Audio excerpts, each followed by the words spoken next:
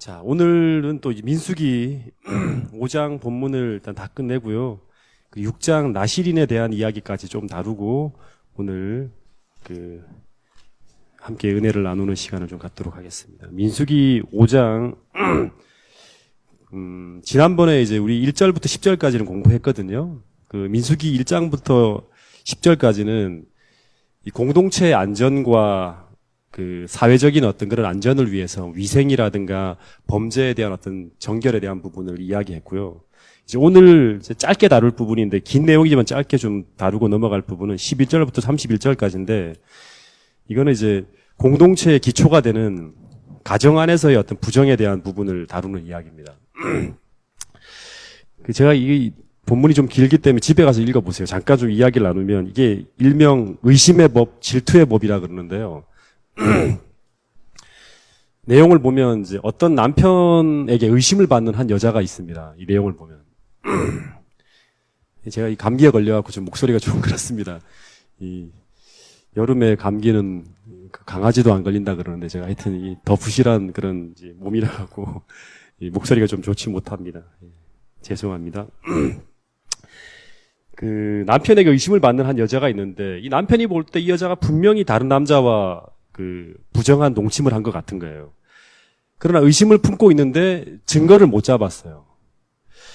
근데 이렇게 의심을 품고 살아가는 부부가 있다면 이 가정이 어떻게 될까요? 정상적인 가정 생활이 이루어질 수 없죠.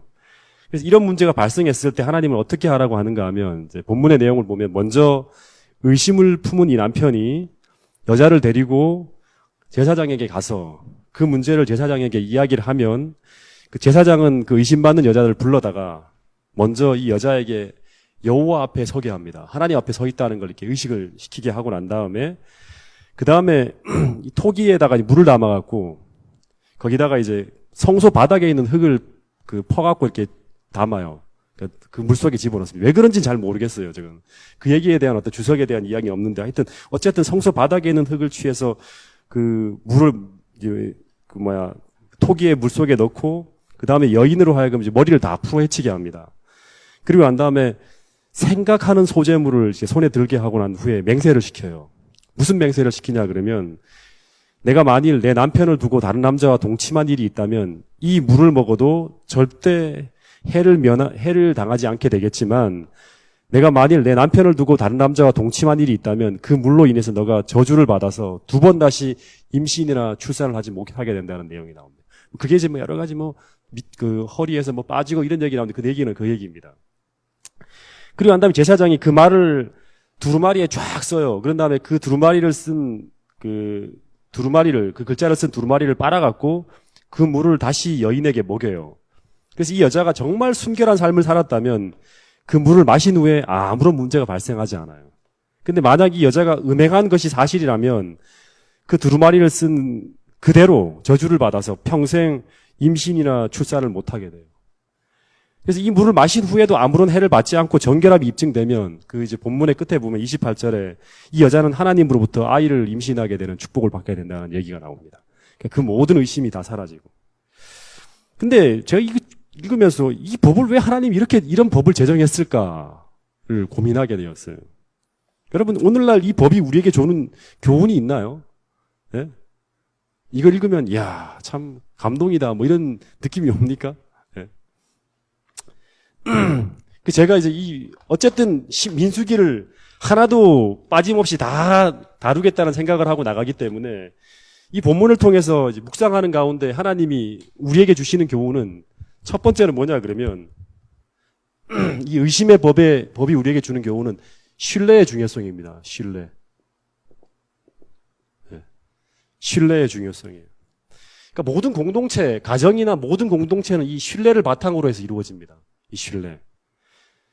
그래서 만약에 이 신뢰가 근간이 되어야 할 부부 사이에 상대에 대한 의심이 생기게 될 때 이 가정은 굉장히 위태롭게 갈 수밖에 없고 결국은 서로에 대한 인격적인 신뢰가 바탕이 안 된다. 그런 공동체는 결국에는 위기를 맞게 되고 무너지게 되는 거예요. 그래서 이 상대에 대한 믿음과 신뢰는 건강한 공동체가 이루어지는 가장 기초가 되는 요소예요. 이거는 교회도 마찬가지죠. 교회도 마찬가지예요. 성도 간에 또 목회자와 성도 간에 이 신뢰가 무너지게 되면 서로를 의심하게 되면 절대 건강한 공동체가 될 수 없어요. 그렇지 않나요? 그죠? 예. 그래서 이 말씀을 보면서 이제 어떻게 보면 이 가정과 마찬가지로 교회가 정말 건강하게 유지되기 위해서는 교회의 신뢰를 흔들 만한 모든 것을 피해야 되고, 그래서 가능하면 모든 교회가 운영되어지고 돌아가는 모든 것들이 다 투명하게 될 필요가 있겠다는 생각이 들었어요. 그래서 돈의 쓰임이라든가 어떤 정책을 결정하는 것이나 교회에서 돌아가는 모든 일이 다 공개되어지고 소통되어지고 모든 사람에게 알려지게 될 때 이런 불신이나 신뢰를 흔들 만한 이런 불신이나 의심을 피해갈 수 있는 거예요. 신앙도 마찬가지예요. 여러분, 신앙심이라는 게 뭐냐 그러면 이거 간단하게 말하면 신자의 하나님에 대한 신뢰심을 의미하는 거예요. 신자의 하나님에 대한 신뢰심이 뭐냐 그러면 신앙심이에요. 그래서 이 신뢰를 허무는 적이 무엇인가 하면 바로 이 하나님에 대한 의심이죠. 그죠? 하나님의 인격에 대한 의심이에요. 그래서 이 선악의 대쟁투도 하나님의 공의와 사랑에 대한 의심을 이제 퍼뜨리는 데서 시작되는 거예요. 사단이 하나님이 정말 하나님의 인격이 사랑이고 하나님의 인격이 공의로운 분이 아니라는 이런 의심을 퍼뜨리면서 이제 이 선악의 대쟁투가 시작이 되는 거예요. 그래서 이 하나님이 베일에 가려진 자신의 품성과 자신의 사랑을 오픈하고 공개하신 것이 바로 뭐냐 그러면 예수님이 이 땅에 오신 거예요. 그죠? 그리고 하나님의 일하시는 모든 정보가 오픈되어지고 공개되어진 게 바로 뭐냐 그러면 성경입니다. 그래서 여러분, 우리가 이 성경을 읽고 깊이 연구하면서 하나님에 대한 어떤 그런 이 신뢰심, 이게 깊어지게 될 때 우리의 신앙심도 함께 이제 자라가게 되는 겁니다. 여러분, 그래서 오늘 하나님에 대한 신뢰심, 또 성도 간의 신뢰심, 이런 모든 것들이 정말 이 공동체, 동작중앙교회라는 공동체가 이루어지는 아주 진짜 확실한 어떤 기초가 기반이 되어져서 이 교회가 정말 아름답고 건강한 그런 공동체가 될 수 있게 되기를 간절히 바라겠습니다. 그래서 이 신뢰를 무너뜨리는 이 서로에 대한 불신, 하나님에 대한 이 불신과 의심을 어떻게든 해결해야지만 되기 때문에 하나님께서 이 민수기 5장에서 이러한 폐단을 방지하기 위해서 이 의심의 법이라는 것을, 의심의 소재라는 것을 이제 규례를 만드셨다는 생각이 듭니다. 근데 또 하나, 이 본문을 보면서 우리가 또 하나의 교훈을 얻을 수 있는데 그게 뭐냐 그러면 아무리 은밀한 죄도 하나님은 드러내신다는 거예요. 여러분, 아마 이 여자가 만약에 의심을 받는 실제로 그런 잘못을 저지른 여자라 그러면 이 여자는 아마 아무도 모르는 은밀한 장소에서 부정을 저질렀을지 모릅니다. 그죠? 여러분, 대부분의 사람들이 죄를 저지르는 때와 이 불의를 저지르는 곳이 어디냐 그러면 아무도 모르는 장소, 그 누구도 알지 못하는 그러한 때 그런 어떤 잘못을 저지르게 됩니다. 만일 누군가가 보고 있다고 생각한다 그러면 그 양심에 화인 맞은 사람이 아니고서는 대부분의 사람들이 함부로 죄를 짓지 못해요. 그래서 우리가 범죄를 예방하기 위해서 곳곳에 뭐를 달아놓죠? CCTV라든가 감시 카메라를 달아놓는 거예요. 여러분, 근데 정상적인 그리스도인, 진짜 하나님을 믿는 믿음을 가진 그리스도인은 이 사람의 눈뿐 아니라 하나님의 눈을 의식하며 살아가는 사람들이에요. 그죠? 그래서 이 하나님을 마음에 모시면서 하나님을 의식하며 살아가노라고 고백하는 모든 그리스도인들은 이 하나님의 눈길을 의식하기 때문에 은밀한 장소에서도 아무도 보지 않는 그런 장소에서도 경건하게 행동하게 될 것이고, 그리고 은밀하게 마음속에 품은 죄라 할지라도 이 하나님의 눈길을 의식하면서 회개하게 되는 거예요. 네. 여러분, 그래서 이 하나님의 눈길을 의식하며 아무도 모르는 장소와 그 시간 속을 지나가게 된다 할지라도 우리가 정말 하나님을 생각하면서 교회에서와 똑같이 경건하게 행동하는 사람이라면 우리는 진짜 진정한 믿음을 가진 사람이라고 할 수 있는 거예요. 여러분, 오늘 이 의심의 법, 이 본문을 보면서 우리가 다시 한번 참 믿음을 가진 그리스도인으로서 그 누구도 없는 그런 곳에 처한다 할지라도 하나님을 생각하면서 경건하게 삶을 살아가는 믿음 있는 사람이 될 수 있기를 간절히 바라겠습니다. 그리고 두 번째는 세 번째죠. 이 본문을 통해서 우리가 볼 수 있는 건 뭐냐 그러면 이 결백한 자는 하나님이 변호하시고 보호하신다는 거예요. 이 세상을 살다 보면 사람들이 참 억울한 일을 당할 때가 참 많죠. 특별히 오해로 인한 문제로 인해서 어려움을 당할 때가 참 많습니다. 근데 이제 많은 사람들이 오해를 당할 때 그것을 해명하고 오해를 풀려고 막 노력하는데 아무리 자신이 그 오해를 풀려고 해도 그 정황이나 상황이 그것을 인간의 힘으로 도저히 풀 수가 없을 때가 있어요. 그죠? 그럴 때 많은 사람들이 절망해요. 그러면서 막 가게 됩니다. 근데 이럴 때 우리가 어떻게 해야 되는가? 이 본문에 보면 이 억울한 여자가 억울하게 남편의 의심을 사갖고 동네 사람들에게 부정한 여인으로 소문이 돌아요. 근데 자신의 결백을 증명할 길이 없는 거예요. 이 상황에서 이 여자가 어떻게 해야 되는가? 아무리 이야기해도 자신의 결백을 증명할 길이 없을 때, 이럴 때 어떻게 해야 되는가? 이 본문은 우리 인간의 힘으로 풀지 못하는 이런 억울한 문제가 우리 삶에 벌어지게 될 때, 하나님은 그 문제를 가지고 누구에게 나오라? 하나님께 나오라는 거예요. 여러분, 하나님은 우리의 억울함과 그 사람의 결백함을 아실까요? 우리 지금 다니엘서 공부하면서 계속 그 얘기를 했죠. 하나님은 심판하시는 하나님이라고. 네. 여러분, 하나님은 우리의 억울함과 결백함을 변호하시고 우리의 어떤 그 결백함을 반드시 풀어주신다는 거예요. 네. 우리의 이 땅의 삶뿐 아니라 내세에서도 그런 모든 억울함들을 다 풀어주신다는 거예요. 그래서 인간의 힘으로 해결할 수 없는 이런 문제 앞에 서게 될 때 하나님은 오늘 우리가 이 상황을 지켜보시고 우리의 모든 삶을 지켜보고 계신 하나님이 실존하신다는 것을 생각하고 그 문제를 가지고 하나님을 찾아 해결하기를 바라신다는 게 본문의 이야기입니다. 왜냐 그러면 하나님은 모든 은밀한 일을 아시고 선악간에 심판하시는 분이기 때문에 그래요.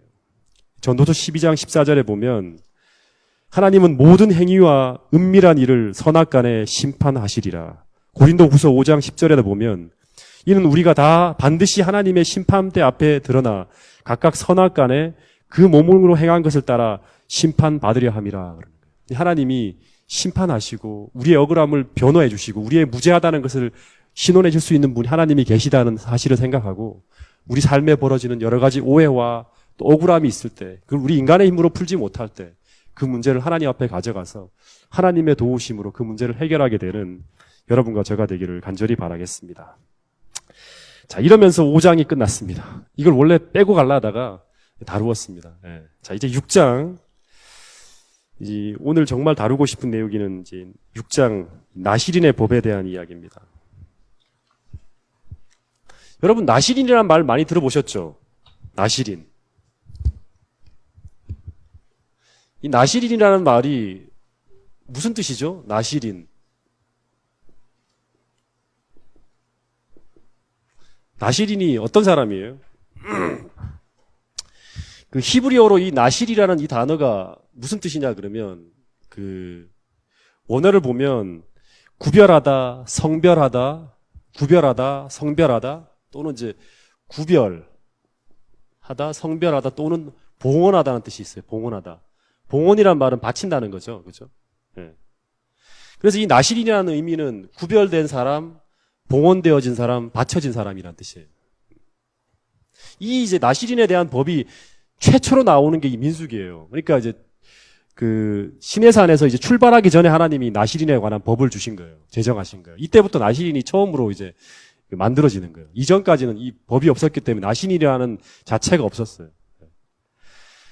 네, 여러분 구약과 신약에 보면 대표적인 나실인이 어떤 사람이 있죠? 여러분이 아시는 대로 한번 해보세요. 대표적인 나실인. 예? 오, 집사님 대단하십니다. 사무엘. 사무엘은 어릴 때부터 하나님 앞에 구별되어지고 봉헌되어진 사람이죠. 성소에서 평생 살아요. 그리고 평생 하나님을 위해 살아요. 이 사람은. 또 누가 있죠? 예? 예. 침례요한. 예. 침례요한.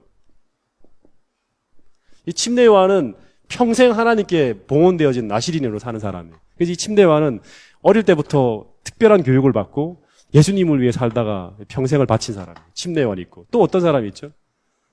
또 어떤 사람이 있습니까? 삼손. 이 삼손은 제가 볼 때는 이 나실인처럼 살았지만 나실인으로서의 어떤 그런 삶을 못 산 사람이라고 말해서 실패한 나실인이죠. 그죠? 삼손. 삼손도 나실인으로서의 어떤 그런 봉헌되어졌지만 고백대로 살지는 못한 사람이에요. 그리고 또 한 사람 있죠. 신약에도 있습니다. 예, 맞아요. 대표적인 분이 예수님이에요. 예. 예. 평생을 나시린으로서 하나님께 드려진 사람. 집사님 굉장합니다. 예. 또 한 사람을 댈 수 있을까요? 또 한 사람. 지정희 집사님, 또 한 사람. 예. 사도 바울이에요. 바울. 이 바울이 겐그레아 땅에서 사도행전 18장 18절에 보면 머리를 깎으면서 나시린으로서의 봉헌했던 어떤 그런 서약을 이렇게 지키는 그런 이야기가 나와요. 예. 그러니까 사도 바울도 평생을 하나님께 드려진 사람으로 살아갑니다. 근데 이 나시린은 어떻게 살아야 되는가에 대한 내용이 민수기 6장이 나오는데 1절부터 2절을 한번 읽어볼까요? 좀 읽으면서 한번 좀 다뤄보겠습니다. 1절, 2절. 자, 읽어보겠습니다. 시작.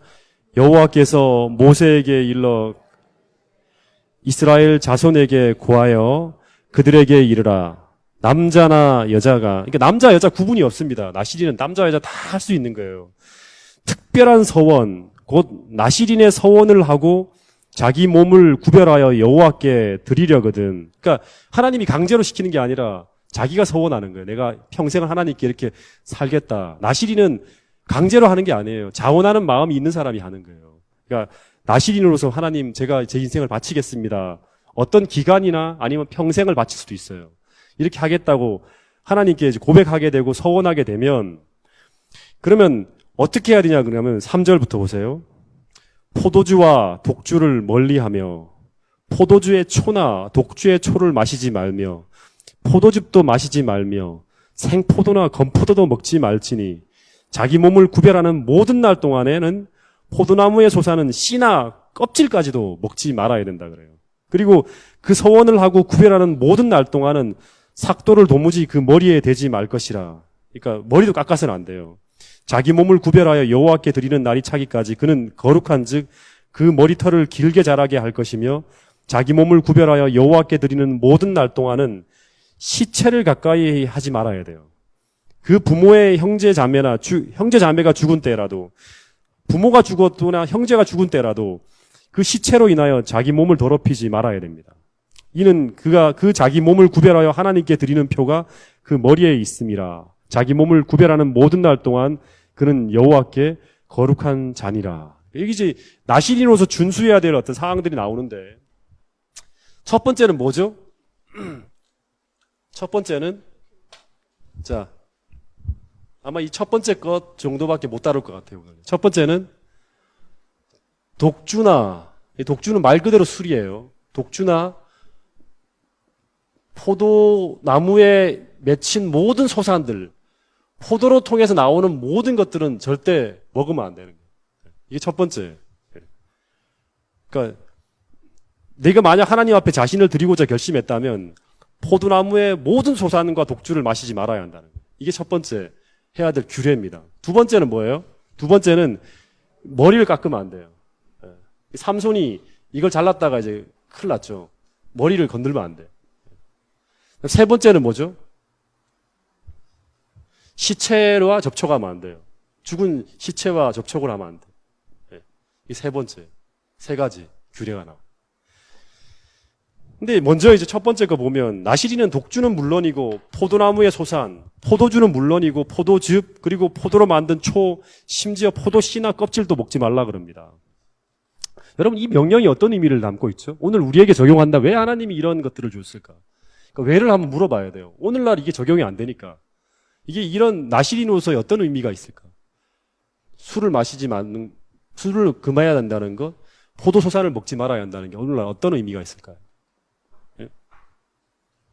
여러분, 독주라고 표현한 술은요, 이제 이렇게 성경을 전체를 쭉 읽어보면, 이 술은 모든 육체적 유혹이라든가, 감각적, 정욕적 쾌락, 그 다음에 세상적 정욕에 빠져가는 삶과 다 연관이 되어진 게 바로 술이에요. 술. 아시겠습니까? 그래서 에베소 5장 18절에 보면 술 취하지 말라. 그런 다음에 이는 방탕한 것이니 오직 성령의 충만함을 받으라 그럽니다. 성령 충만하게 살아가는 삶의 반대가 뭐냐 그러면 이 술을 취하는 삶이라 그럽니다. 다시 말하면 세상적인 쾌락에 빠져 살아가는 삶이 바로 이 독주와 같이 연관이 됩니다. 그래서 이 술은 모든 육체적 유혹이나 감각적, 정욕적 쾌락을 상징하는 단어예요. 그래서 이 독주를 피한다는 것은 뭘 의미하냐 그러면 모든 육적인 죄의 유혹을 멀리한다는 걸 의미해요. 아시겠습니까? 이 죄의 유혹을 멀리한다는 걸 의미해요. 여러분, 나실이는 누구를 위해 살아가는 사람이죠? 하나님을 위해 사는 사람이죠. 하나님을 위해 사는 사람이라 그러면 첫 번째는 예민한 영성이 있어야 돼요. 예민한 영성. 하나님의 뜻이 무엇인지를 분별할 수 있는 영성이 있어야 돼요. 그래서 이 침례 요한은 하나님이 태어나기 전부터 나실인으로서 불렀어요. 그래서 이 침례 요한이 허락만 하면, 자원하기만 하면 그의 부모에게 이제 아이는 절대 포도주나 독주를 철저히 멀리하라고 이렇게 그런 환경을 만들어주라고 가르칩니다. 그래서 광야에 사는 거예요. 여러분, 그래서 우리가 하나님을 위해 사는 사람이 되려면 전부 다 하나님을 위해 사는 사람이 되려고 이 저녁 집회에 나와서 말씀을 듣는 거 아니에요. 그죠? 하나님을 위해 사는 사람이 되려면 가능하면 죄의 유혹을 만들어낼 그런 환경에서 가능하면 우리가 피해야 돼요. 그런 환경적인 요소를 버려야 되고 포기해야 되고 버려야 됩니다. 피해야 됩니다. 우리가 그 환경을 통해 이르러 오는 죄를 극복하지 못하고 반복적으로 계속 넘어지는 환경에 머물면서 우리가 하나님께 바쳐진 이 나실인으로서의 거룩한 삶을 산다는 것은 불가능한 거예요. 여러분, 그래서 하나님이 우리에게 이게 어떻게 보면 현대 나실인으로 살려고 결심하고 이 교회를 선택한 우리 모두에게 하나님은 그 죄의 유혹들을 가능하면 피할 수 있는 그런 환경들을 만드는 것이 바로 하나님을 위해 사는 삶의 첫 번째 순종해야 될 규례라고 말씀하시는 거예요. 두 번째는 이 포도나무 소산인데 이게 참 좀 어려운 내용이죠. 왜 하나님이 포도주를 먹지 말라고 하는 거는 이해가 되지만 포도 껍질도 먹으면 안 되고 포도 씨를 먹어도 안 되고 왜 포도의 모든 소산을 다 포기하라 했을까? 예? 왜 이런 규례를 하나님이 나실인에게 줬을까요? 예수님도 포도즙을 마셨잖아요. 포도즙도 만들어냈고. 근데 왜 일체 포도나무의 소산을 나실인은 절대 먹어서는 안 된다 그랬을까요? 예? 생각해 보셨어요? 이 포도 소산이 뭘 상징하죠? 예? 예? 성경에 보면 이 시편이라든가 구약 성경을 쫙 보면 이 포도나무의 소산은 성경에 보면 기쁨, 축제 또는 풍요 뭐 이런 어떤 것과 연관이 돼요. 그래서 성경에 보면 전도서 10장 19절에 보면 잔치는 희락을 위하여 베푸는 것이요 포도주는 생명을 기쁘게 하느니라 그럽니다. 이 포도의 소산은 전부 다 이 기쁨과 상징이 돼요. 그래서 항상 하나님이 주시는 어떤 그런 이 즐거움이란 단어 속에서 항상 포도즙이 풍성하고 포도 열매 소산이 너희에게 가득하고 하나님의 축복, 기쁨, 하나님이 주시는 기쁨을 상징할 때마다 이 포도나무의 열매가 언제나 등장을 합니다. 그래서 이 포도나무의 열매는 기쁨과 즐거움을 상징해요. 그래서 예수님이 이제 마태복음 26장 29절에 보면 이 제자들과 헤어지기 전에 이런 말을 해요. 이제 다락방에서 마지막으로 얘기할 때 내가 포도나무에서 난 것을, 이 포도소산이죠, 그죠? 포도나무에서 난 것을 내 아버지의 나라에서 새 것으로 너희와 함께 마시게 되는 그날까지 이 포도나무에서 난 것을 절대 마시지 않겠다고 얘기합니다. 다시 말하면 우리가 구원받아서 하늘나라에서 예수님과 함께 만날 때까지 포도나무에서 난 것을 먹지 않겠다는 이 말은 그분의 기쁨과 즐거움을 다 유보하겠다는 거예요. 아시겠습니까? 그래서 이 나실인으로서 하나님께 바쳐진 인생들은 첫 번째는 이 독주가 상징하는 것처럼 이 술이 상징하는 것처럼 세속적으로 물들지 말아야 되고요. 두 번째는 자기의 기쁨을 위해서 살아서는 안 되는 거예요. 나실인은. 아시겠습니까? 자기의 즐거움과 기쁨을 위해서 사는 사람들이 아니에요. 나실인들. 그래서 그러면 이런 어떤 기쁨과 즐거움을 다 포기하고 그러면 나실인은 수도승처럼 살아야 되는가? 수도원에 가 살아야 되는가? 그런 건 아니죠. 그죠? 그런 건 아니에요. 그게 아니라 나실인으로 살아가는 사람들의 기쁨과 즐거움은 따로 있어요. 어떤 즐거움? 어떤 즐거움? 네? 하나님께 찬양. 네. 더 정확하게 말하면 제가 옛날에 자주 설교했던 내용 중에 하나인데 나실인들은 즐거움은 따로 있어요. 그 즐거움이 뭐죠? 시편 기자들이 하도 수도 없이 시편의 글 속에 담아놓은 건데 그게 바로 뭐냐 그러면 여호와로 말미암는 즐거움과 기쁨이에요. 여호와로 말미암는 즐거움과 기쁨. 나신인으로 살아가는 사람들의 기쁨과 즐거움은 여호와로 말미암는 즐거움과 기쁨이 되어야 되는 거예요. 그래서 이 기쁨을 발견하지 못한 사람은 대부분 그리스도인이라 하더라도요, 자신을 위해 살지 절대 하나님을 위해 헌신하는 삶을 살지 못합니다. 이건 백발백중 맞아요. 이 기쁨과 이 즐거움을 모르는 사람은 그리스도인이라 하더라도 자신을 위해 살지 하나님을 위해 살지 못합니다. 여러분, 시편을 한번 오늘 돌아가서 한번 보세요. 시편 기자들이 이 기쁨에 감동하며 다 노래해요. 그래서 심지어 포도나무의 소산이 다 없다 할지라도 나는 여호와로 말미암아 기뻐하고 즐거워한다고까지 얘기해요.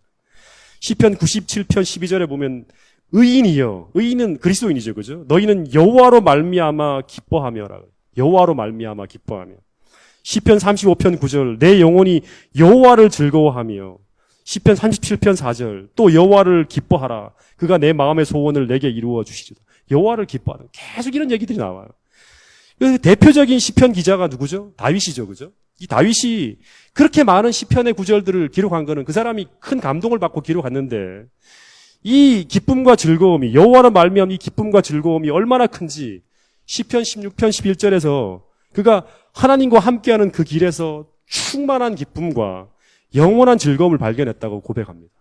그냥 쬐끔쬐끔 떨어지는 기쁨이 아니라 아주 충만한 기쁨, 그리고 영원한 순간의 찰나적인 즐거움이 아니라 영원한 즐거움을 발견했다고 이 다윗이 그런 얘기를 했습니다.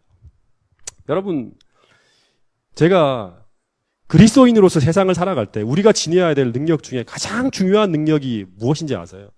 그리스도인은 이 능력이 없으면 그 사람은 절대 그리스도인으로서의 삶을 살지 못해요. 세상을 이기지 못하고 죄의 유혹을 피하지 못해요. 세속적인 즐거움 때문에 언제나 그리스도인으로서 해야 될 일들을 다 포기합니다. 이쪽을 선택하세요. 그래서 그리스도인으로서 세상을 살아갈 때 우리가 지녀야 될 능력 중에 제일 중요한 능력이 바로 뭐냐 그러면 느헤미야 8장 10절의 이 능력입니다. 이건 찾아보겠습니다. 느헤미야 8장 10절.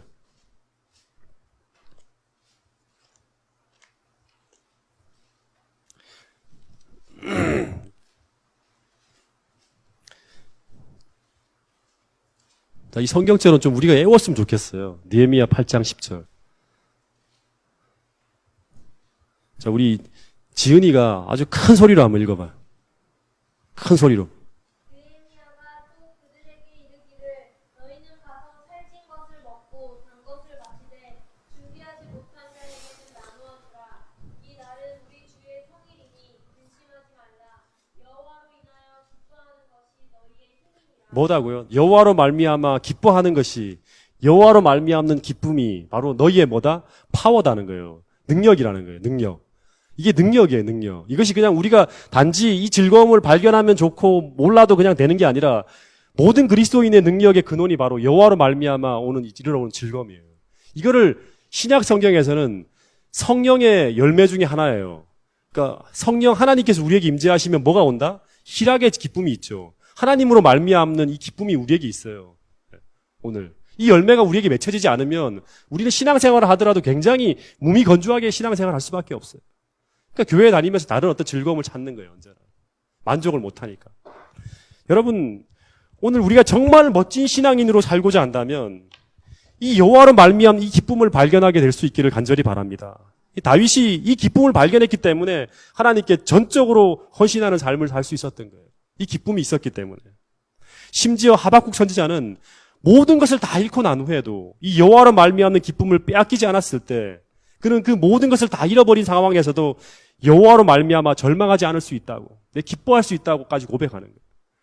여러분, 내 인생의 무화과가 다 떨어지고 심지어 들의 소출이 없고 우리의 양이 없는 내 인생의 가장 값지고 귀한 것들을 다 잃게 되는 상황이 올 때 그때 무엇이 우리를 붙들어 줄 수 있을까요? 네? 그때 무엇이 우리를 붙들어 줄 수 있을까요? 그때 무엇이 우리로 하여금 절망하지 않게 하고 다시 일어나게 할 수 있을까? 그 답이 하박국 3장 그 마지막 절이에요. 비록 무화과 나무에 소출이 없고 우리의 양들이 없고 들의 모든 것이 황무해지고 모든 것을 다 잃어버렸다 할지라도 나는 여호와로 말미암아 기뻐하고 즐거워할 수 있다는 거예요. 여러분, 그때 우리를 붙들어줄 수 있는 힘은, 우리로 하여금 절망하지 않고 다시금 일어설 수 있게 만들어주는 힘은 바로 이 여호와로 말미암는 그 은혜와 축복과 기쁨을 오늘, 내일이 아니에요. 미래가 아니에요. 오늘 경험하며 살아가는 사람만이 그때 그 순간에 하나님으로 말미암아 무너지지 않고 설 수 있다고 얘기하는 거예요. 그것이 바로 하박국서에서 말하는 믿음으로 말미암아 살아가는 거예요. 오직 의인은 믿음으로 말미암아 산다는 그 고백의 바로 절정이 바로 그 구절입니다. 여러분, 세상의 포도주과 포도주보다 훨씬 더 행복한 이 기쁨과 즐거움을 여러분이 신앙생활하는 바로 그곳에서 발견할 수 있게 되기를 간절히 바라겠습니다. 하나님이 얼마나 좋은 분인지, 하나님과 동행하는 것이 얼마나 큰 기쁨인지 이것을 발견하지 못한다 그러면 교회에 나와도 의미가 없는 거예요. 네. 여러분, 한 집사님이 제가 이 동작중앙교회 처음 부임했을 때 어떤 한 집사님이 저녁에 이제 저한테 와서 묻더라고요. 이걸 잊지 못해요. 목사님, 정말 신앙생활이 세상 즐거움보다 더 즐거울 수 있냐고. 신앙생활이 세상의 즐거움보다 더 즐거울 수 있습니까? 하고 물었어요. 여러분 어떻게 대답하겠어요? 예? 예? 어떻게 대답하겠어요? 세상이 주는 즐거움보다 자기는 세상의 즐거움이 되게 크대요. 근데 목사님, 제가 진짜 성경에 몰입하고 막 이렇게 파고들면 진짜 세상이 주는 즐거움보다 더 큰 즐거움을 여기서 발견할 수 있을까요? 라고 물었어요. 그때 제가 분명히 그렇다고 얘기했어요. 왜냐 그러면 성경이 그렇게 얘기하고 있고 성경에서 그런 얘기들을 하잖아요. 그죠? 그리고 제가 그걸 경험하고 있기 때문에 그렇다. 여러분, 이것을 찾고 발견하지 못하면 그 사람은요, 진짜 교회에서 주는 하나님이 줄 수 있는 신앙을 통해서만 발견할 수 있는 이 본질적인 즐거움을 발견하지 못한 거예요. 그것을 찾지 못한 사람이라 그러면. 여호와로 말미암는 즐거움을 발견하지 못한 사람은 진짜 교회에서 주는 즐거움을 발견하지 못한 사람이에요. 본질적인 즐거움을 찾지 못한 사람이에요. 성도들끼리 나누는 이 시간들이 행복하고 그냥 다른 어떤 즐거움이 아니라 모든 그리스도인들이 반드시 발견해야 될 게 뭐냐 그러면 이 포도소단과 이런 것들을 다 금지한다 할지라도 하나님을 추구하는 데서 오는 이 즐거움과 기쁨을 발견하고 이 가치를 발견하고 이것을 포기할 수 있는 기쁨을 발견한 사람만이 결국 끝까지 믿음 생활을 할 수 있는 거예요. 여러분, 그 신앙이 이 즐거움을 발견하지 못한 신앙이라 그러면 그는 절대 건강한 신앙인으로 성장하지 못합니다. 예. 결국에는 떠나가게 돼 있어요. 예. 여러분, 그래서 이 나신인으로 부름받은 사람 중에 이 삼손이라는 사람이 있잖아요. 그죠? 이 삼손이라는 사람이 여호와로 말미암는 기쁨을 모르는 사람이었어요. 이 사람은요. 그래서 그는 하나님을 위해 살지 않고 자신의 쾌락과 즐거움을 위해 추구하며 살다가 나신인으로의 삶을 실패하고 맙니다. 그죠? 마지막에는 하나님을 계속 욕되게 하는 그런 길을 계속 걸어가요. 그래서 결국에는 눈 다 빠지고 완전히 수치스럽게 하나님의 나신인이 여호와의 이름이 그 속에 담겨 대표하는 사람이 블레셋 진영에 잡혀가서 아주 비참하게 이 연자맷돌 굴리면서 그 노예처럼 지내고 있었어요. 그게 바로 이 나신인으로서 여호와로 말미암는 즐거움과 기쁨을 발견하지 못하고 살아가다가 결국 그런 어떤 일을 당하는 거였어요. 여러분, 근데 이 나신인으로 성공적인 삶을 살아갔던 바울은 이 여호와로 말미암는 기쁨과 즐거움을 발견한 사람이에요. 그는 하박국 선지자와 똑같이 그리스도를 위해서 모든 걸 다 잃어버렸어요. 그 고백이 빌립보서에 나오잖아요. 그죠? 내가 이 그리스도를 얻기 위해서 다 모든 걸 다 포도소산과 이런 것들을 다 결국에는 포기했다고까지 얘기를 해요. 근데 그 대가로 여호와로 말미암는 기쁨을 발견하고는 이런 고백을 합니다. 고린도후서 5장 9절 한번 보세요. 고린도후서 5장 9절.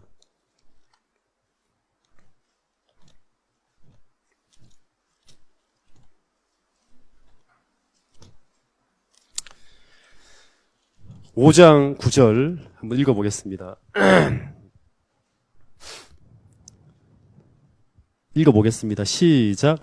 그런즉 우리는 거하든지 떠나든지, 제가 읽을게요. 이 번역서가 다 달라갖고. 그러니까 거하든지 떠나든지란 말은 살든지 죽든지예요. 주를 기쁘시게 하는 자가 되기를 힘쓰노라. 15절. 저가 모든 사람을 대신하여 죽으심은 산자들로 하여금, 이 모든 그리스도인이죠, 그렇죠? 다시는 저희 자신을 위하여 살지 않고 오직 저희를 대신하여 죽었다가 다시 사신 자를 위하여, 다시 말하면 그리스도를 위하여 살게 하려 함이니라. 그러니까 우리가 살든지 죽든지 주를 기쁘시게 하는 자, 다시 말하면 여호와로 말미암은 기쁨을 발견한 그 기쁨 속에서 얻어지는 이 기쁨을 추구하는 삶을 살기를 애쓰고 있었고, 이 나시린으로서 15절에 보면 이 사도 바울은 다시는 자신을 위해 살지 않고 하나님을 위해 사는 자가 되겠다고 결심하는 고백을 볼 수 있습니다. 여러분, 이 나시린으로서의 어떤 FM이죠. 이 바울은 롤 모델인데 이 사람은 이런 어떤 그런 고백을 할 수 있었던 게 구약에 나와 있는 그런 모든 시편 기자들의 그 여호와로 말미암는 기쁨을 자기가 발견했다는 것을 빌립보서라든가 이런 곳곳에 간증으로 써요. 고린도 전후서 통해 본다 그러면. 그러니까 오늘 여호와로 인한 기쁨을 발견한 자들만이 부를 수 있는 고백이 바로 뭐냐 그러면 사도 바울이 말했던 이런 고백이고 이런 어떤 삶이에요.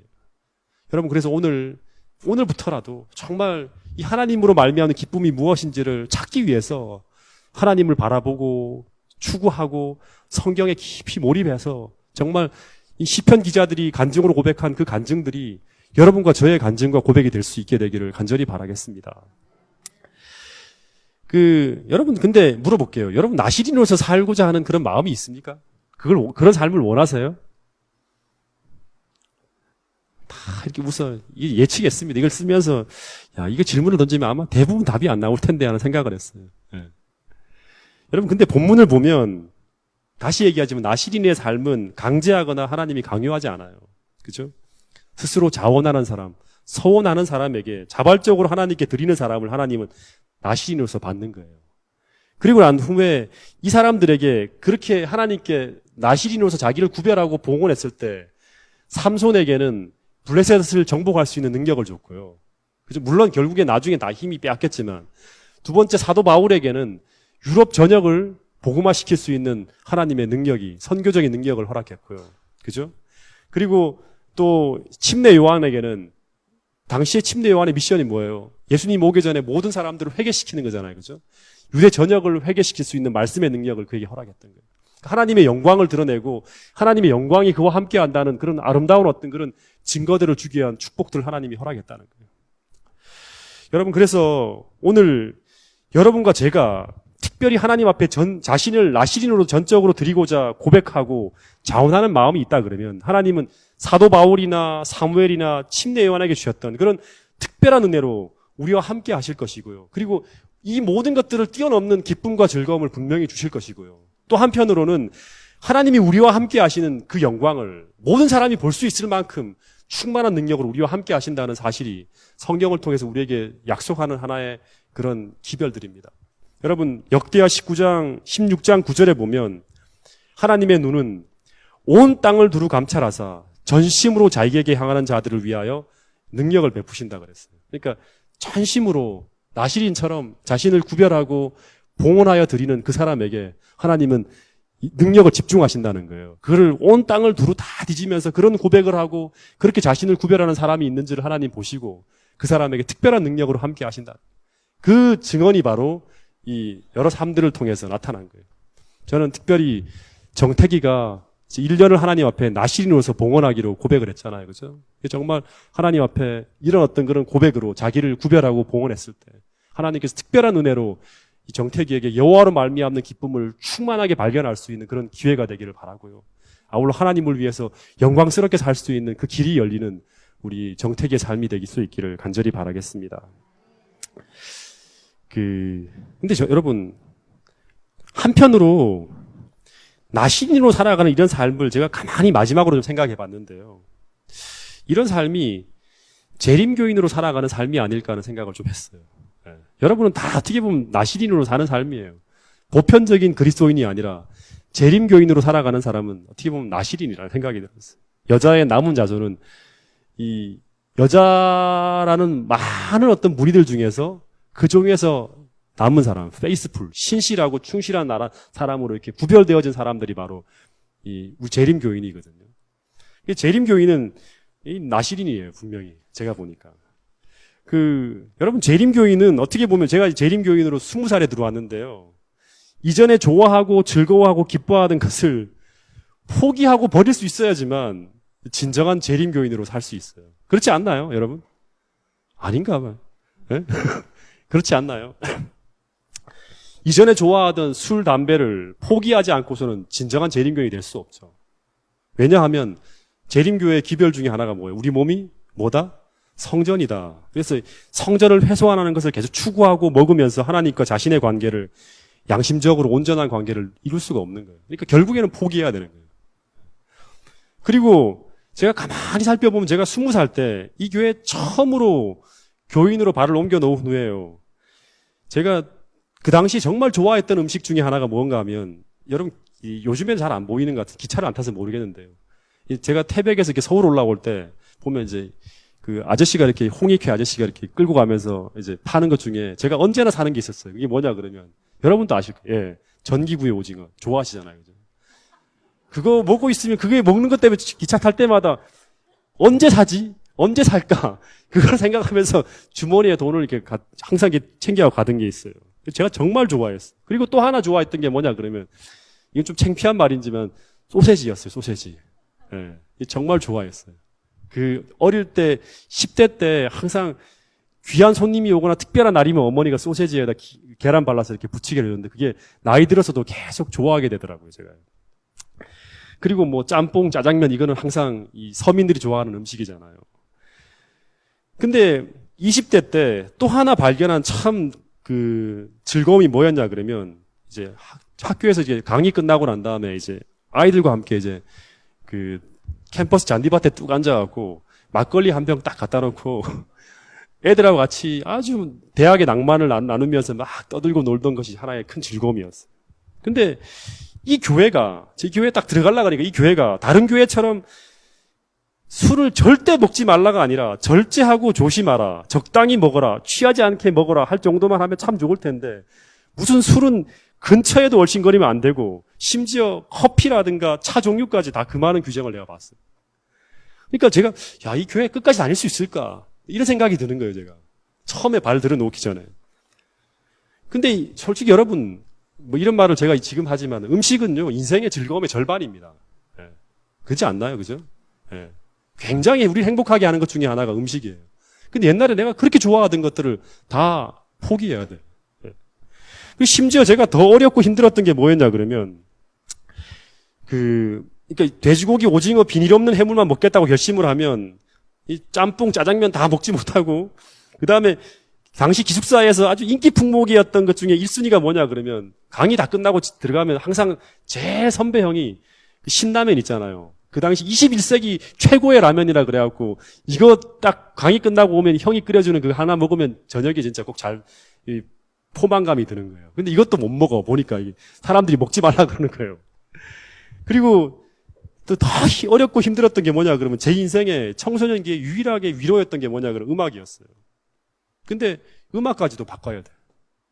그래서 그야말로 교회 다닌다는 것이 얘기한 것처럼 수도승 같이 생활하는 게 바로 이 재림교회가 아닌가 생각이 들었어요. 제가. 근데 여러분 뭐 더 나가면 영화까지도 그때는 이제 아주 굉장히 엄하게 얘기를 했었거든요. 근데 여러분 제가 지금 20년이 지난 지금 제가 이렇게 살펴보니까 제 기호 중에서 많은 부분들이 다 바뀌었어요. 제가 20대 때하고 지금하고 비교해보면. 근데 물론 변화되지 못한 부분들이 많이 있지만 제가 20살 때 좋아했던 대부분의 것들이 사라졌어요. 예. 근데 지금 돌아 한 20년 이상을 살아왔던 기간을 생각해보면 제가 수도승처럼 자랐는가? 그렇지 않아요. 예. 굉장히 행복하게 즐겁게 살았어요. 25년 가까이 신앙생활을 하면서. 하나님께서 저의 세속적 즐거움을 여호와로 말미암는 즐거움, 하나님의 뜻대로 살아갈 때 우리가 누릴 수 있는 그 행복과 기쁨들을 하나님이 주신 거예요. 바리새인처럼 이걸 다 잃고 살면 바리새인처럼 사는 거지만 그렇지 않고 또 다른 기쁨, 하나님이 주시는 이 위로와 축복과 은혜를 발견하면 이 신앙생활이 결코 수도승 같이 자기 스스로를 엄격하게 이렇게 금욕주의적인 어떤 그런 삶을 살아가는 것이 아니라 그 모든 것들을 대체하고 남을 수 있는 하나님의 은혜와 축복이 임한다는 거예요. 여러분 돼지고기 소세지 대신에 저는 메밀국수가 참 좋습니다. 예. 그 이상 그때 느꼈던 그 똑같은 즐거움을 전 지금 그 음식을 통해서 발견하고 있어요. 팝송 음악 이런 거 대신에 우리 뭐 찬양대 음악 또 우리 난주 선주 그다음에 민재가 들려주는 그 음악이 훨씬 더 그때 누렸던 그 감동보다 그 이상의 고상한 즐거움이 계속 제게 이르러 오고 있고요. 그리고 영화를 보는 것보다 더 행복한 게 뭐냐 그러면 이건 제 진실한 고백입니다. 성경 말씀 보는 시간이 훨씬 더 즐겁습니다. 거기 발견하게 되는 그 잠언서에 말한 것처럼 시편 기자들이 말한 것처럼 정말 8시간, 9시간도 성경을 통해 연구하는 그 시간들이 제가 지루하게 느껴지지 않아요. 행복해요. 여러분 이 복 있는 사람은 하나님의 축복이 함께하는 하나님의 어떤 한 백성은 시편 1편에 보면 어떤 사람이죠? 무엇을 오만한 자리에 서지 않고 죄인의 길에 서지 않고 이런 사람이 아니라 그 더 근원적인 어떤 그런 이 복이 축복받는 사람의 첫 번째 메시지가 뭐냐 그러면 여호와의 율법을 즐거워하여요. 즐거워하여 주야로 묵상하는 사람들에게 하나님은 시냇가에 심은 열매가 시절을 따라서 열매 맺는 것처럼 하나님이 주시는 그 여호와로 말미암는 기쁨의 열매, 성령의 열매인 희락의 열매도 주시고 그 삶에 함께 하시는 세속적인 즐거움이 감당 못할 만큼 큰 기쁨과 즐거움을 준다는 거예요. 저는 아직까지도 정말 성령 충만하면 사람이 얻는 그 진짜 그 사도행전에 나와 있는 그 즐거움을 아직까지 저는 발견하지 못했어요. 여러분, 근데 약속을 통해 본다 그러면 그 지점까지 하나님께서 우리가 몰입하고 찾고 찾아나가면 그런 어떤 그런 이 샘이 터질 거라고 제가 확신합니다. 여러분, 제가 이 교회 사역하는 동안 우리 모두가 정말 교회에서 줄 수 있는, 하나님이 줄 수 있는 이 본질적인 즐거움을 발견함으로 말미암아 고통스럽게 하나님 앞에 헌신하고 억지로 하는 것이 아니라 자원해서 하나님을 위해서 전적으로 헌신하면서 그 삶이 정말 축복이고 행복이라는 것을 사도 바울처럼 시편 기자들처럼 증거하고 증언할 수 있는 그런 여러분과 저가 될 수 있기를 간절히 바라겠습니다. 여러분, 그래서 아직도 우리가 세속적이고 이기적인 쾌락들을 그대로 갖고서 계속 우리가 간다 그러면 결국에는 포기해야 돼요. 하나님을 포기하든지 이걸 포기하든지 둘 중에 하나를 포기해야 돼요. 왜냐 그러면 로마서 12장 1절에 보면 그리스도인은 나실인이에요. 뭐라 그랬냐고 하나님 앞에 산 제물로 바쳐진 사람이라 그래요. 그리스도인은. 그죠? 그래서 그런 사람들은 어떻게 살아야 되는가 하면 로마서 12장 1절부터 2절에 보면 그러므로 형제들아 내가 하나님의 모든 자비하심으로 너희를 권하노니 너희 몸을 하나님이 기뻐하시는 거룩한 산 제사로 드리라. 이 나실인으로 드리라는 거예요. 구별하고 봉헌해서 하나님 앞에 바치라는 거예요. 네. 이것은 너희의 드릴 영적 예배니라. 너희는 이 세대를 본받지 말고 이 사람들이 추구하는 자기만 기쁘게 하기 위해 살아가는 그런 사람처럼 살지 말고 이게 결코 행복하지 않다는 거예요. 오직 마음을 새롭게 함으로 변화를 받아 하나님의 선하시고 기뻐하시고 온전하신 뜻이 무엇인지 분별하여 그렇게 하나님을 기쁘게 하시는 자로 살아가라는 거예요. 그렇게 살아가게 될 때 하나님이 주시는 이 여호와로 말미암는 기쁨이 충만한 길, 이 시편 16편 11절에 나온 것처럼 다윗이 발견한 하나님과 함께 동행하는 그 삶의 충만한 기쁨과 영영한 즐거움을 발견할 수 있을 거라 그러는 거예요. 여러분, 오늘 그것이 하나의 성경의 글이 아니라 오늘 내 삶을 통해서 이루어졌다고 고백할 수 있는 그런 여러분과 저가 될 수 있기를 간절히 바라면서 오늘 말씀을 줄이도록 하겠습니다.